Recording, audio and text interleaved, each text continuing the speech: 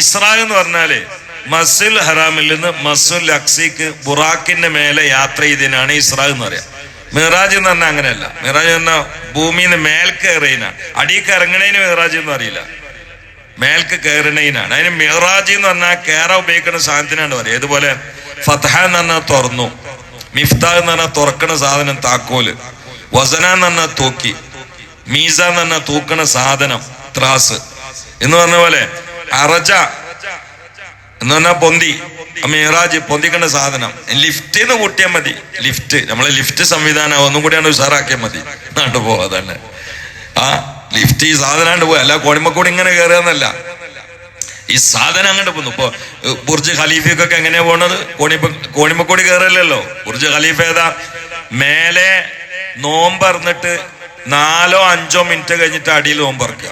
അപ്പൊ സമയം തന്നെ വ്യത്യാസമുണ്ട്. ഒരേ ബിൽഡിങ്ങില് മേലെ നോമ്പറന്നിട്ട് ചില്ലറ മിനിറ്റുകൾ കഴിഞ്ഞാൽ അടിയിൽ നോമ്പറക്കുക. കാരണം ഇവിടെ സമയമാണെങ്കിൽ 5 മിനിറ്റ് പിന്നെയും കഴിയണം.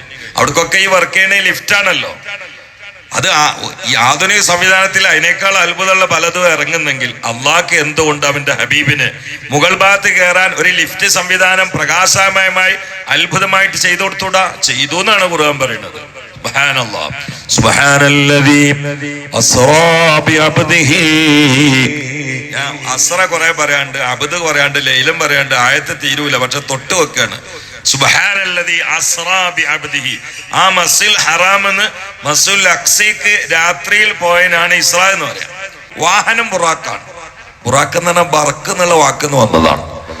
ബർക്ക് എന്ന് വന്നാൽ തന്നെ പ്രകാശല്ലേ. ബർക്ക്, മിന്നലിന് അറബിയിൽ ബർക്ക് എന്ന് പറയാം. മിന്നൽ, ബർക്ക്. കാരണം എന്താ? പ്രകാശാണ്, അതിനാണ് ബുറാക്ക്. അപ്പൊ സത്യത്തിൽ ഇത് പ്രകാശത്തിന്റെ വണ്ടിയാണ്.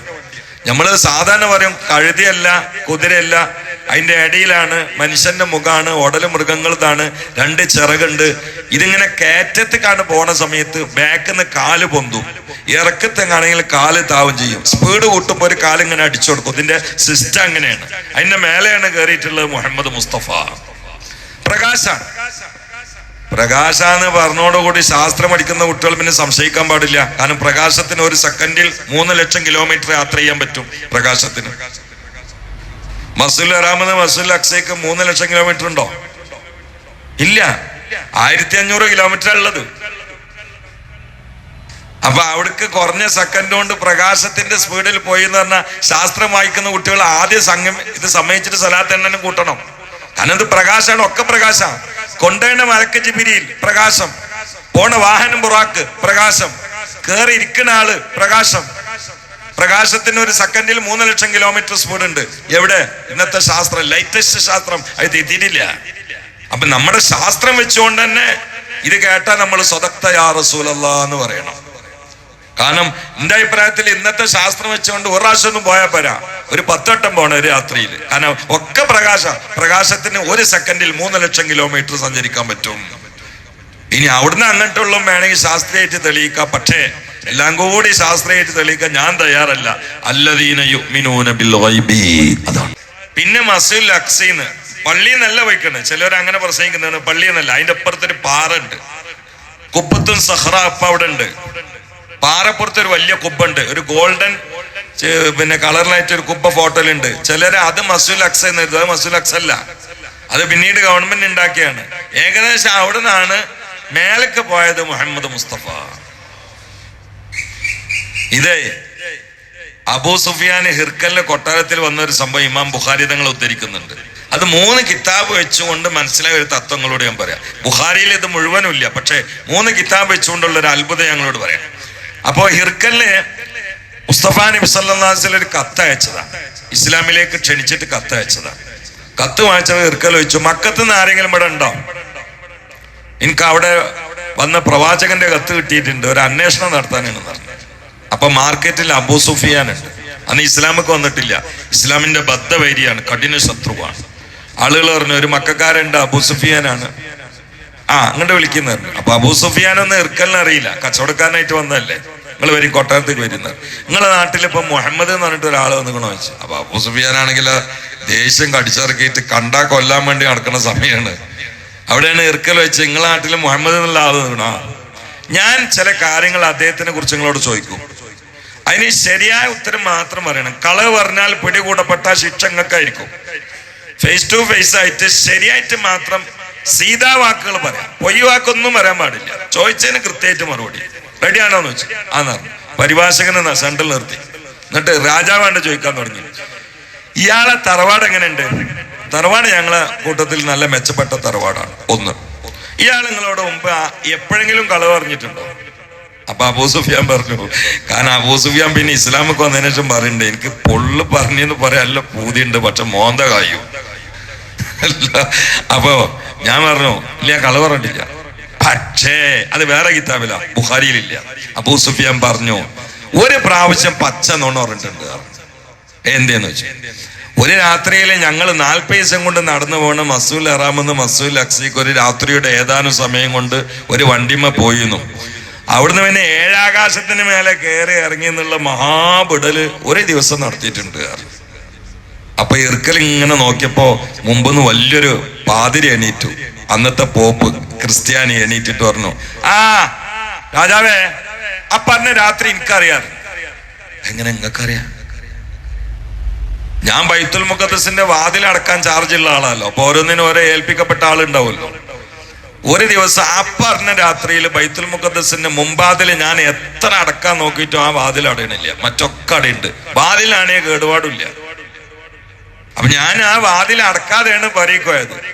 രാവിലെ തിരിച്ചു വന്നപ്പോ ആ വാതിലിനുള്ളിൽ കൂടി ആളുകൾ ആണ്ടുകൊണ്ടും പോയ പെരുമാറ്റവും പള്ളിൻ്റെ ഉള്ളിൽ ആൾക്കാർ വന്ന് നിന്ന കാലടയാളം, പുറത്തിറങ്ങിയപ്പോ അവിടെ പാറക്കുറ്റിയില് എന്തോ ഒരു വാഹനത്തിനെ കെട്ടിയിട്ടൊരു കുറ്റിയൊക്കെ കാണാണ്ട്.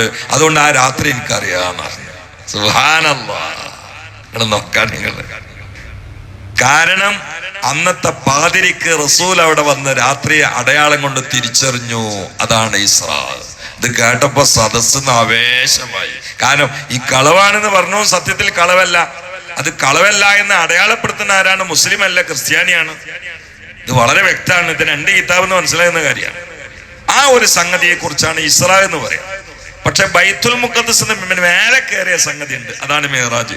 ബൈത്തുൽ മുഖദ്ദസിലെത്തി ബുറാക്കിനെ ആ പാറന്റെ മുകളിൽ ഒരു കുറ്റിയിട്ടിട്ട് അവിടെ കെട്ടി. എന്തിനാ കെട്ടണ്? അത്ഭുതകരമായ യാത്ര, അള്ളാഹു തആല കൊണ്ടുപോവാ. പിന്നെ ബുറാക്കിനെ അഴിച്ചിട്ട് അത് അവിടെ ഉണ്ടായിക്കോളൂല്ലേ. എന്തിനാ അവിടെ കെട്ടണ്? അതിന് മഹാന്മാരായ പണ്ഡിതന്മാര് പറയുന്നുണ്ട്, എന്ത് അത്ഭുതമാണെങ്കിലും സബബുകളായിട്ട് ഇടപെടുന്നത് നല്ലതാണ്. സബബുകൾ ഇപ്പൊ രോഗമാണെങ്കിൽ സോക്കൾ മാറ്റുന്ന ആളാണ്, പക്ഷെ ഡോക്ടറെ പോയി കാണണം. നമ്മള് വേദന പോയതായിരിക്കും, എന്നിട്ട് വണ്ടി എവിടെയെങ്കിലും ആണ്ടിടുക, എന്നിട്ട് അതിൽ ലോക്കാക്കാതിരിക്കുക, എന്നിട്ട് പറയാ അള്ളാന്റെ ദീന് ദൈവത്തെടുത്താൻ പോലെ എന്തേ ലോക്കാക്കണേന്ന്. ചിലപ്പം വന്ന ആളാണ്ട് എടുത്തോണ്ട് പോവാ തന്നെ. അവിടെ ലോക്കാക്കിയിട്ടാണ് പോകേണ്ടത്. സംഗതി അള്ള തന്നെയാണ് നോക്കണത്. എന്നാലും നമ്മൾ എടുക്കേണ്ട പണി നമ്മൾ എടുക്കണം. ബുറാക്കിനെ കെട്ടിട്ടു. എന്തിനാ കെട്ടിയിടണ്? ആ പാഠം പഠിപ്പിക്കാനാണ്. നമ്മൾ എടുക്കുന്ന പണി നമ്മൾ എടുക്കണം. ബുറാക്കിനെ കെട്ടിട്ടു. പള്ളിയിൽ കയറിയപ്പോഴേക്ക് അവിടെ എല്ലാ അമ്പിയാക്കളുണ്ട്. മുൻനിരയിൽ അധ്യക്ഷൻ മഹാനായ ഖലീലുല്ലാഹി ഇബ്രാഹിം. സഫായിട്ട് അമ്പിയാക്കളാണ്ട് നിന്നു. ആരാ ഇമാം എന്നറിയങ്ങള്? ഇബ്രാഹിം നബി അല്ല, മൂസാ നബി അല്ല, ഇമാം മുഹമ്മദ് മുസ്തഫ. ഇജാ ഇലാ കുല്ലി സമാഇ തസഫഫ റസൂലു വഅംലാകുൻ വറാഅൽ മുസ്തഫ فيهم إماما قدموه مشرفا صلى بكل خلفه مأموما صلوا عليه وسلموا تسليما ആരാത്രിയിൽ ഇമാമത്തും വഹിച്ചെന്ന് മഅ്മൂമുകൾ അമ്പിയാക്കളും മണി നിന്നേ അവർക്കുള്ളുമേ മർഹബ പാടിയെന്ന് തിരുമുസ്തഫായില് ആദരങ്ങള് നേർന്നേ സല്ലു അലൈഹി വസല്ലിമു തസ്ലീമാ.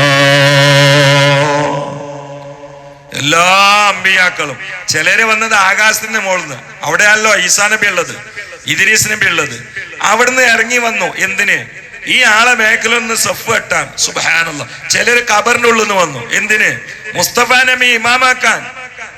2 റക്അത്ത് നിസ്കരിച്ചതിന് ശേഷം ഇബ്രാഹിം നബി ആണ്ട് കെട്ടിപ്പിടിച്ചു. ഇത് പറഞ്ഞു, മോനെ അന്ത സയ്യിദുൽ മുർസലീൻ, ഞങ്ങളെ മുർസലീങ്ങളുടെ ലോകത്തും സയ്യിദുങ്ങളാണ്. ഞങ്ങളെല്ലാരും ഉണ്ടായിട്ട് ഇവിടെ ഇമാമത്തിക്കാൻ പഠിച്ചോൻ പറഞ്ഞു നിങ്ങളോടല്ലേ. അപ്പൊ ഞങ്ങളുടെ ലോകത്തും ചക്രവർത്തിയും ഇമാമും അധ്യക്ഷനും നേതാവും ജേതാവും നേതൃത്വവും ലീഡറും ടീച്ചറും നിങ്ങളാണ് മുഹമ്മദ്. ലോകത്തിന് സയ്യിദാണ് മുഹമ്മദ് മുസ്തഫ. നീ എന്തിനാ ബൈത്തുൽ മുഖദ്ദസ്ക്ക് പോയത്? ഇവിടുന്നാണ് പോയ പോരെ? അതിന് ഒരുപാട് കാരണങ്ങൾ, ചിലത് ഞാൻ നാളെ പറയാം. ചില മഹാന്മാര് പറഞ്ഞ കാരണം എന്താ അറിയോ? മുത്തനബി 3 പള്ളിയിൽ ഇമാമത്തിക്കണം, മക്കത്ത് മദീനത്ത്. ബൈത്തുൽ മുഖദ്ദസിൽ നിൽക്കാതിരുന്നാൽ അത് ജൂതന്മാർക്ക് അധികാരമുള്ളതാണ്, അവിടെ മുഹമ്മദ് നബിക്ക് ബന്ധമില്ല എന്ന് വരിക. മക്കത്തും മദീനത്തും ബൈത്തുൽ മുഖദ്ദസിലും എല്ലായിടത്തും ഇമാമാണ് മുഹമ്മദ് മുസ്തഫ. അതിന് അവിടെ പോണ 2 റക്അത്ത് നിസ്കരിക്കണം.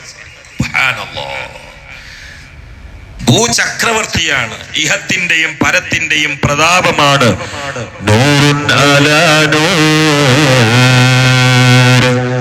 യാ റസൂലല്ലാഹ് നൂറുൻ അലാ നൂർ യാ ഹബീബല്ലാഹ് തുമീ ഫർശ് സേ അർശ് തക് जाने वाले तुम्ही निअमते रब से दिलवान वाले तुम्ही फर्श से अर्श तक जाने वाले तुम्ही निअमते रब से दिलवान वाले मदीने का ज़ाहिर सुरातो संभलना सवारी से अपनी तू जिस दम निकलना सरकमों का है जान वाले तुम्ही फर्श से अर्श तक जाने वाले तुम्ही निअमते रब से दिलवाने वाले सल्लल्लाहु अला मुहम्मद सल्लल्लाहु अलैहि वसल्लम सल्लल्लाहु अला मुहम्मद सल्लल्लाहु अलैहि वसल्लम अल्लाहुम्मा सल्लि अला मुहम्मद या रब्बी सल्लि अलैहि वसल्लम